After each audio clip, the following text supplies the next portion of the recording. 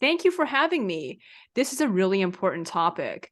As we have previously discussed, the US is becoming increasingly polarized, and an increasing number of conservatives have jumped on the homeschool bandwagon. This is quite terrifying. Every time I see libs of TikTok on Twitter, for example, and other conservatives like Ben Shapiro, I always see them talking about how conservative parents should homeschool their parents to keep them away from quote unquote Marxist and quote unquote un-American ideas like Black Lives Matter, LGBTQ plus, and socialism. And as you and Wren have both experienced, homeschool can be very damaging, especially when it's tied to this vein of toxic American nationalism. To explore this topic in more depth, I've decided to ask more questions about you guys' homeschooling experiences. Specifically, I'll be asking you more about your curriculum, how biased it was, and how you reacted when you realized your books were biased. We'll end the session with a brief discussion on whether homeschool should be more strictly regulated across the US. So my first question is, which homeschool curriculum and textbooks did you guys use?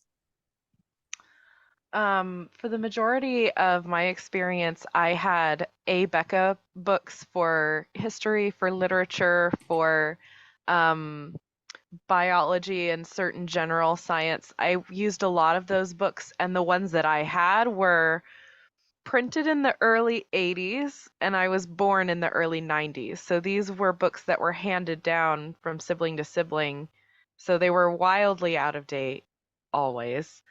And they were definitely prejudiced. I would say that on the literature and history stance, they were definitely prejudiced from, it was a very Western central um, uh, colonist viewpoint that was always there. There was a lot of anti-Catholicism, which, like, do I love the Catholic Church? Not really, but it struck me as odd even as a kid.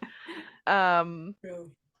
yeah, they had a lot of, and a lot of homeschool curricula, particularly with science, will try to say like, "Oh, we're being even-handed. We'll tell you what they would teach you in school, and we'll tell you why it's wrong." Which the why it's wrong is usually misinterpretations of the Bible. Things don't date correctly or whatever. And again, like I had someone make that argument to me recently, actually, and I had to ask him, like, all right, what's your example? And he's like, oh, it's from the 80s. And I was like, okay, science has advanced since then.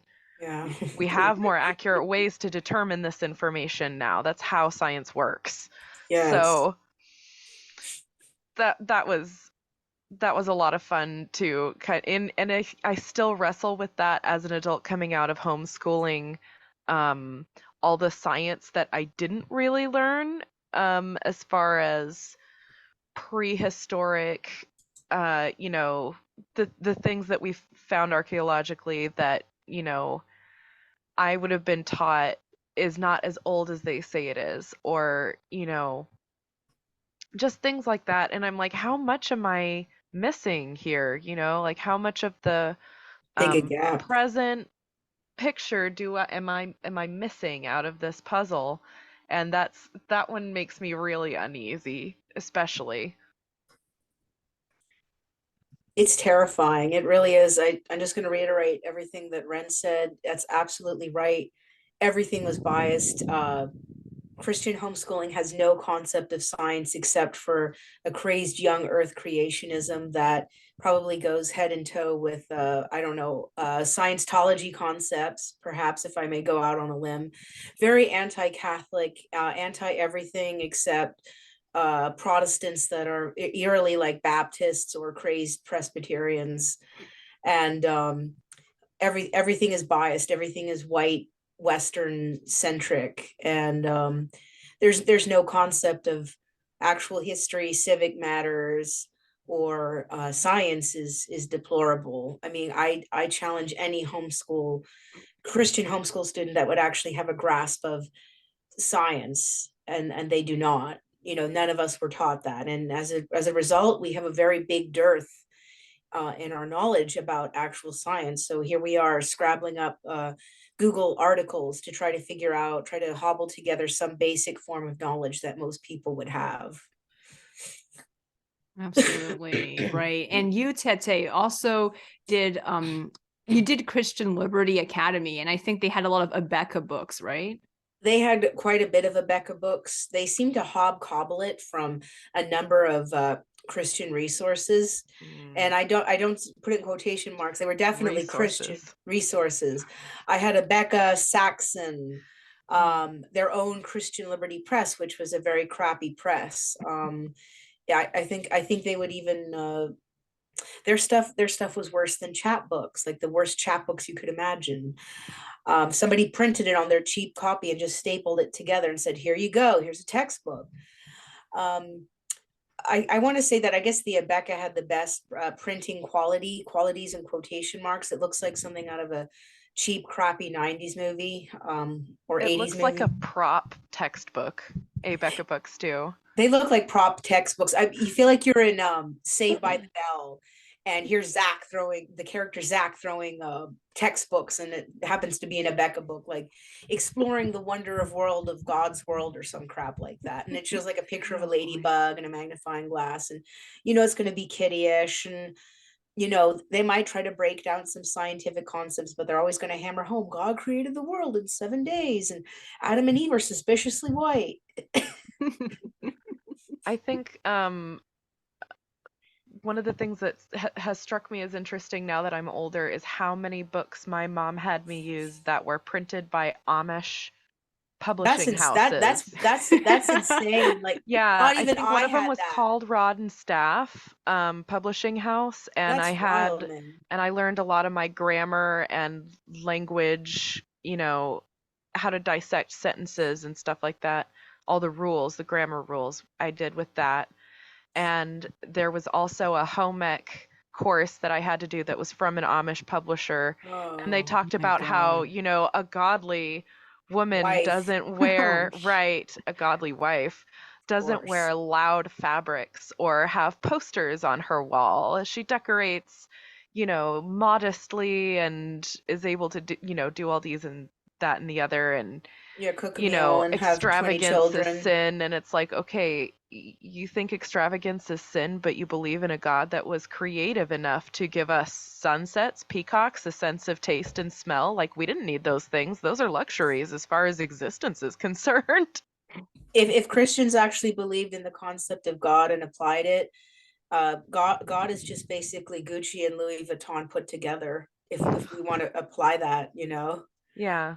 So we all need, I mean, if we wanted to really follow God's example, we should all dress like Elton John during his, Right? 78 tour. Yeah. You can do it. Yeah. yeah, exactly. Yeah. Oh man, Christian modesty is so hypocritical and fake Really because you look is. at It's like, so fake. people like Joel Osteen and, all those other big name preachers, they're not modest.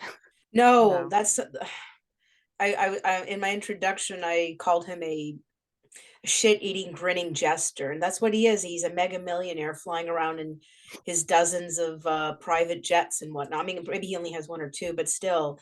And mega churches that are so big that it has to have its own directory, like it's just thoroughly disgusting. But then you have the crazed modest people that want you to run around in brown sackcloth and be modest. And I remember I did, ironically, okay, so I am in Pennsylvania, so right in the heart of Amish. Amish are flipping everywhere. And I did not get any of that like you did, Ren, which is crazy. I don't know what happens out west. I worry about people out west. I worry about that, but I did not have that. But I certainly, my parents, well, my dad, not really. I don't want to blame my mom. I don't drag my mom into this. She was against this. Um, they would get books from like Christian Book Distributor from New England, Mm. and they would get all these modest, godly, this is what a godly girl is, this is what a modest girl is. And I remember one called Beautiful Girlhood, which I think was written in the 1880s by somebody named Oh my God, Abel. yes. Oh Yes. no, you had Beautiful Girlhood No, too? I didn't have Beautiful Girl, but I did have books that were printed in the 1880s and 19 teens that I was supposed to read that had things like that. Etiquette books from the Yes. 40s or, whatever. And I read them and, being of course, someone who is interested in historical culture and the way people lived before now, essentially, there's fascinating stuff to be read in there, but it doesn't prepare a child for the world that exists now. It Exactly. prepares them for a world that is already gone before they were even born. Exactly. And That's a way of putting it. I think that part of the biggest problem with homeschooling, and that it's, we mentioned, should it be regulated? Because it's not regulated, parents who are absolutely unqualified um, Teach. to teach or to determine how educated a child is are given choices that shape the way children grow up. And then suddenly, we get out in the world and life kicks us in the ass, and they have the gall to go, I don't know why. Guess you're just not good enough. Instead of, guess we didn't give you the tools to navigate the world as it is, only the world as we wished it was. Right. Mhm. They create a bubble of delusion. Yes, it's a bubble. It's a bubble. I always think of Lemon Grab from Adventure Time, how he comes to Bubblegum and he says, "You made me this way." Like, you created me. What else am I supposed to be? So true. That is so true. That we are the products, of that kind oppressive destruction. And Yeah. it's such a long and hard battle to get out in the world. But I guess to I guess to quote Elton John again, quoting Elton John a lot tonight, how wonderful life is now that you're in the world. It's Right. good. And like the Billy Joel lyric, the stained glass curtain you're hiding behind never lets in the sun, you It's know. true. Once we get out of the bubble, that's when we really get to live. And Yes. I think that for people like us, there's a lot of grief and there's a lot of mourning for the time that was stolen from us, that we didn't get to live, We never really. We got didn't to get to be live as kids. ourselves. We never got to be kids. We never got to be teenagers. Now, granted, is there a lot of stupid things that happen in the folly of youth? There is, but Yeah. everybody should have the opportunity to develop a sense of discernment, whether or not they want to experience those things, but also experience those things on their own terms. And, I think if you give your kid and trust their kids common sense, they're not going to do dumb things. They're not going to, I don't know, become something, the potential material for a Stephen King novel. We're not going to reenact, the non supernatural version of Carrie, just because we attend public school. Um, but we were stolen. We didn't have things like sleepovers. We didn't get to do things like fun camping trips.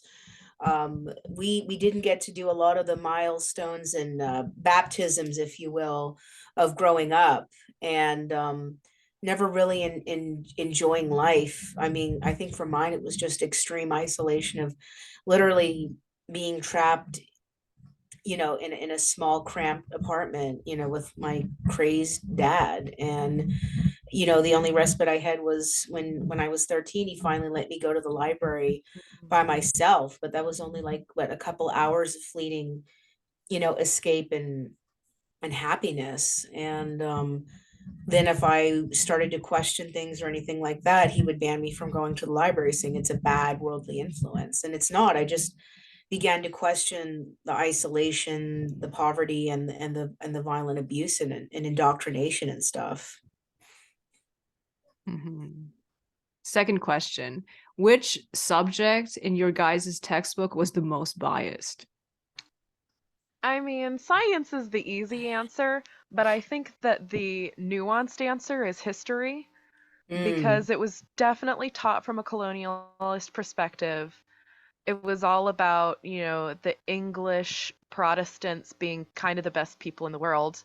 And, I think they, and that's the funny thing, is they don't want you to question anything. And I think the question that was always on my mind, but I never thought to ask, was what gave them the right to come over here and just claim land that was already being lived Mhm. on. exactly. Um, but they just gloss right over that. Like, yes, they were making a better world for Pilgrims were everyone. darlings. The pilgrims were darlings. Darling Yes, youth. and um the pioneers who moved west and forced the natives west were brave individuals who, worked hard and achieved great things, um they freed the nation from the uncivilized and pagan natives. And it's,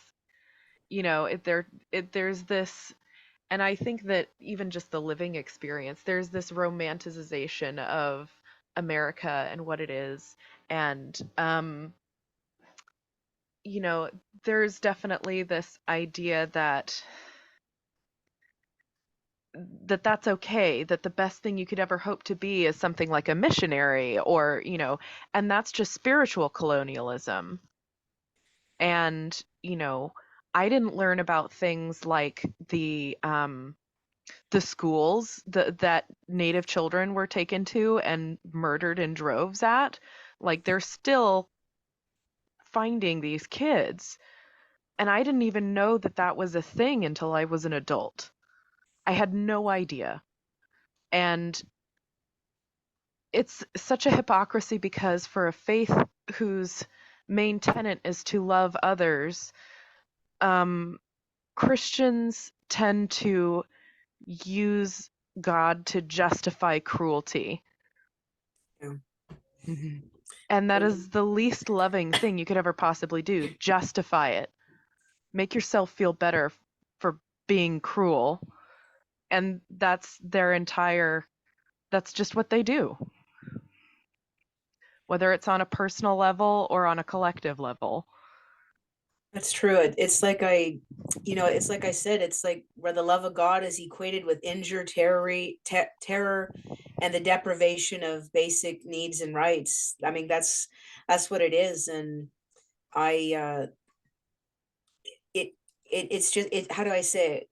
For a religion that spouts the tenet of loving, it has the most prejudiced and hate and viral destruction of just anything that's different. Now, I mean, granted, across the board, Christianity in different nations, it differs in different denominations.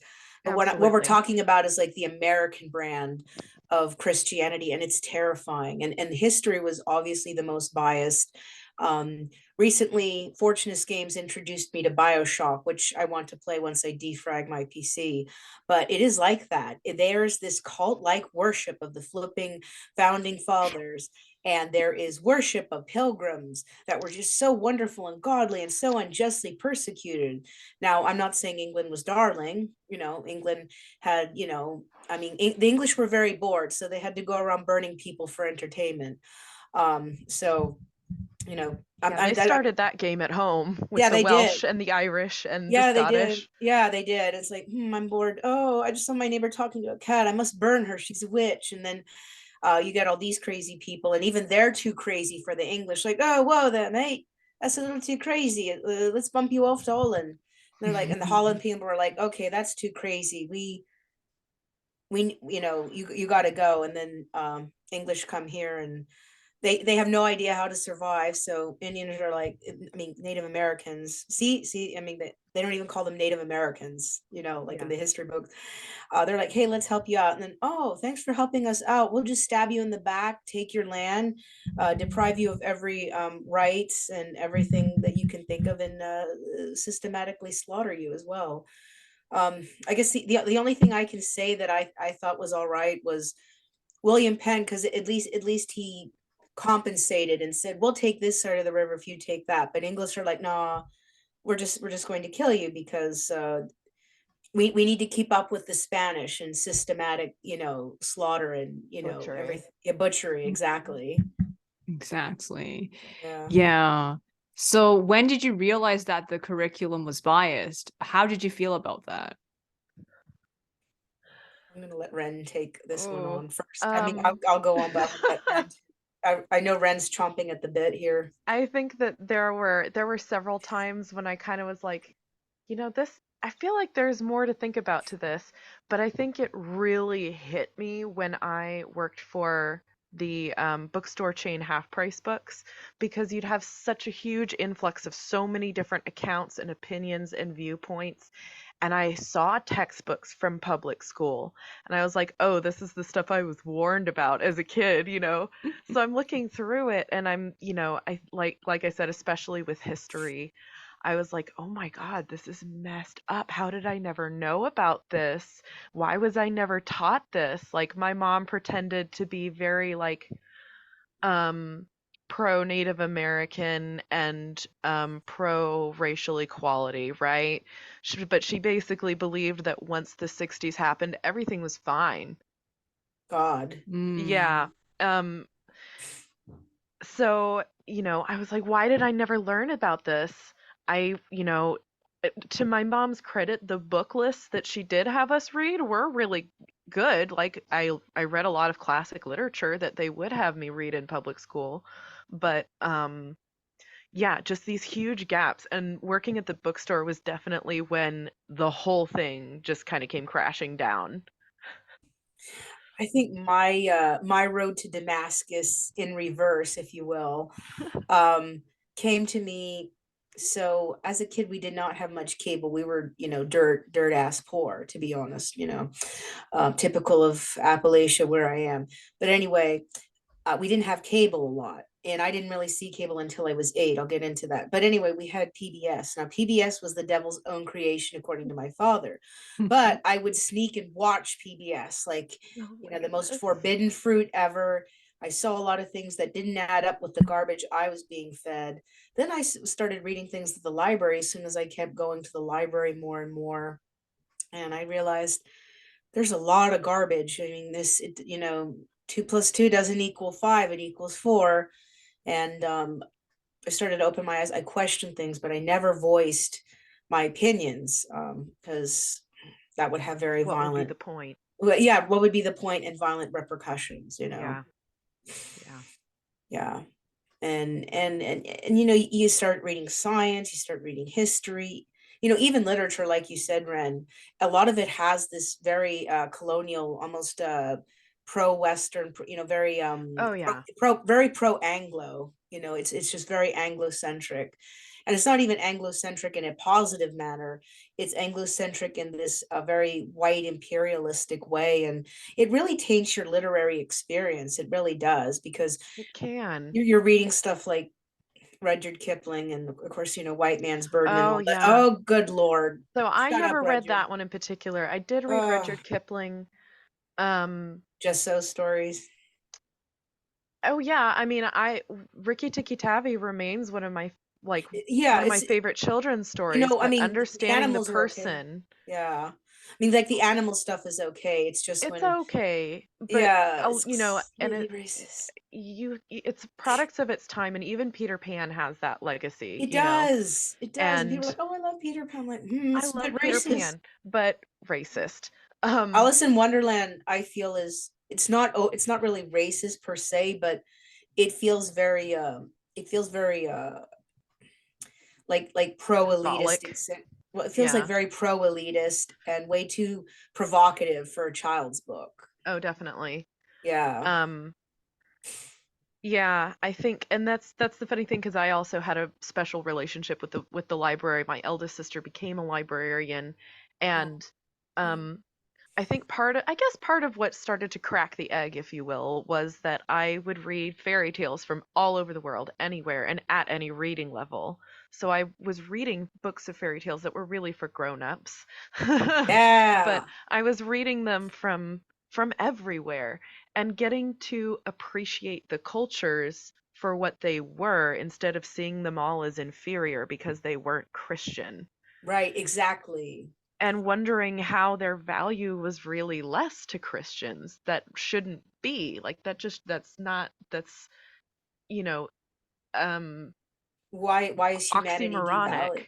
Like, why is humanity devalued over a set of beliefs? I mean, Right. and it was just disturbing, the garbage we were fed, and It and was. and, and the way we were indoctrinated. And the thing is, none of it really took. I think both of us, we could never really fully wrap our heads and believe that, because it's a bit like Plato's cave. Once you peek your head outside of the hole, and you see, oh, there's the sun, you question everything and it never sits in, but you have to wait until you can break free and find your freedom. It's kind of like when you have a piece of clothing that doesn't fit correctly, but you can't really name why. You just keep wearing it, and then you try on something that fits, and you're like, oh, thank God, I don't have to live like that forever.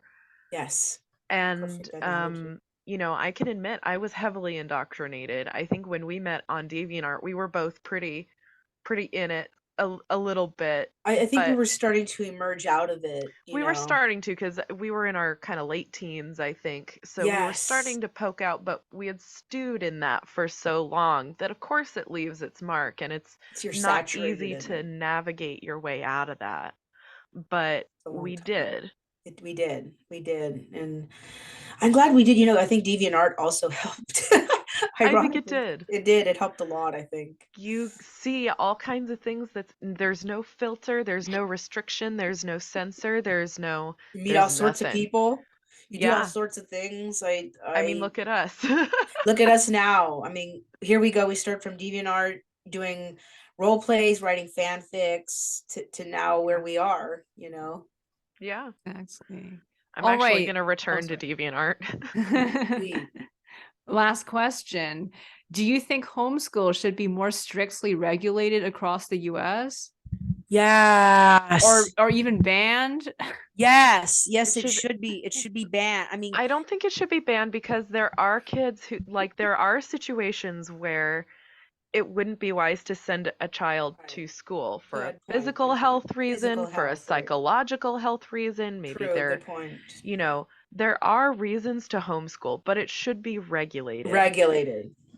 Parents should not be willy-nilly able to give Apple whatever pick. books they like to a child and Hmm. expect that to be okay. Yes, we took tests to make sure that we understood certain things for our grade, but socially, absolutely inept, absolutely Yes. inexperienced with our own peers. How many years we spent with no other children or Yeah. not really having friends. They force you to some homeschool party and it's awkward. There's stupid cliques. And I'm so tired of these rich Mennonite kids and their snooty ways. I'm going to insult Mennonites. I insulted These are Mennonites. rich There you Mennonite go. kids. Yes, the rich Mennonite. Where are those Mennonites getting their money? I want to know. From selling the furniture and the jams. No, I don't know. I think they have a mafia, like Amish mafia. I mean, there could be that. I don't Yeah, know. But How is could it like be. in Texas? Are there a lot of homeschool co-ops? Because Mm. there's Girl Defined, for example. They're from San Antonio, and all of their family has been homeschooled. And basically, they even have homeschool sports tournaments. So I guess back in Texas, it's a really big thing, isn't it, Ren? Well, in Texas, I would say I met more homeschooled kids in Texas than I did, because I finished high school when I lived in Texas. So most of my homeschooling experience was in Colorado, which Colorado had stricter rules. We weren't, because homeschooling wasn't, I don't think it was technically legal in Colorado. Us kids were not allowed to answer the phone, not allowed to answer the door, not allowed to let people see us playing in the front yard before Yes. school hours. You get it. Yeah. Oh shit, Yes. that's scary. Amen. Testify in the back, Yeah, people. so answering the phone was terrifying for me for years, and it I only got know. worse after working in a call center. But answering the door still kind of terrifying for I didn't me. get to I it answer the it phone until makes I me was panic. 18. I Yeah. didn't start doing phone calls till I was flipping 18 I years didn't take a old. walk by myself till I was 14, just Ditto here. alone. 13. I was 13 and boy was that terrifying. Like a Oh 30 my yard gosh. walk, Yeah. Oh, I'll get kidnapped. Your parents were, you'll get kidnapped. You'll end up, Yeah. like those The missing child police will movements. take you away from us. CPS will take you away and then you'll Yeah. be in foster care and they'll Yeah. The enslave you or threats. something. Yeah. It's absolutely like this warped sense of superiority and gaslighting children using fear, which, like, if our parents are supposed to protect us, who else do we have to go to? We didn't Yes. have a teacher, we didn't have a priest, we didn't have any adults in our lives other than our parents. That And they was were it. and they were the source of the fear. Yes, I because they are ignorant. yeah, I mean, my parents were both like my mom was definitely the one who was most heavy set on is homeschooling us, and I think my dad, I don't know Just went why. I don't think along. he really cared, but he supported her decision and he thought it was fine. Yeah, it was like my dad was so adamant about it. My mom did not want to do it. There were big arguments. She wanted me to have a normal life, go to school, have friends. Yeah. But my dad was a crazed individual, a cruel individual. And I'm still trying to fight off the product of the terror of his creation. And that's why it needs to be regulated. People shouldn't be given carte blanche over their children. Yes, I think if a parent's responsible, they should have agency and say. But I Like, think you need a lot of people to make a decision on what's best for a child, because a lot of yeah. parents can't make that. I was going to say, like, if there was a bureaucracy or an agency that helped provide those resources to parents who needed to homeschool for whatever reason, we need other adults' input on this. We need education experts' input and Mm. some kind of structured curriculum that's age appropriate, that's, you know, something, have enough variety that they can tailor it to a kid's needs, be it for, different Tutorage, tutorage or, different tutors, parts of the autism spectrum or, you ADHD, know, stuff like that, exactly, kids have and different just learning styles and and just different don't needs. exactly just don't leave your kid hours with textbooks and like, here's your big Saxon math book, figure out Oh, geometry on your own. yeah, those were miserable when they I hated mixed calc Saxon and math. trig in the final two books. I couldn't Oh do my it. god, you were lucky. I didn't even get trig. I barely got geometry. I didn't get any calc or trig. In fact, the first person to introduce me to trig was when I took the ACT, was Fortunate Games. What Oh, is wow. trig? Oh, this is trig. Wow, trig. Yeah. And I took the ACT and I did really well on it, but I feel like at a certain point I was not being prepared to live life. I was being prepared to test well, which is a complaint that I do hear about the public school system at Mm. times. But at least kids are spending time around each other and figuring out how to navigate each other as like little human beings learning to be people. That's true. Exactly. Yeah. We only have 2 minutes left, so yeah, there's a countdown. No, no, I'm Yeah, fine. this was really great, guys. I learned so much, and I think this was a really great conversation that needed to be have. When you go on YouTube and you search homeschool, you instantly see a bunch of positive things. It's really insane. There's only one negative thing about it. And of course, there are positives to homeschool if you do it properly, but why Mhm. aren't people talking about the negative consequences of homeschooling, which are so obvious when you think about it, especially when it's combined with extreme religious and, political ideologies like Christian nationalism? It's toxic. It needs to be regulated. I'm gonna let Ren have the last word on this. I appreciate that, Tete. No, there are absolutely consequences, and I used to be so much in the fog of my own indoctrination that I thought, yeah, it's just a stereotype. Not all homeschool kids are awkward, blah blah blah. And then the older I got, the more, and even as a 30-year-old, I'm still questioning, like, am I navigating social situations in the quote unquote correct way? The fact that I'm wondering that tells me I should be concerned about that. There are absolutely consequences. Um, Homeschooling without any regulation does not prepare children to live in the modern world. It doesn't prepare them to be good little people to each other. All it does is create fear and more ignorance and more suffering to the collective. And it Mhm. needs to stop. It does. I think, me and Tete found something on Twitter called I think it was the Coalition for For Responsible responsible Homeschooling. homeschooling. I think you Yeah. should check it out. They always have these like, conversations with people on Twitter and I think on their site, asking homeschool alumni, why did you not enjoy homeschooling? And Mm, how would you want homeschooling in the US to be regulated so it's safer for children? yeah, I'll definitely look into that. Mhm. Definitely. All right. Thank you so much, guys. Thank you. Bye. All right, bye. Bye.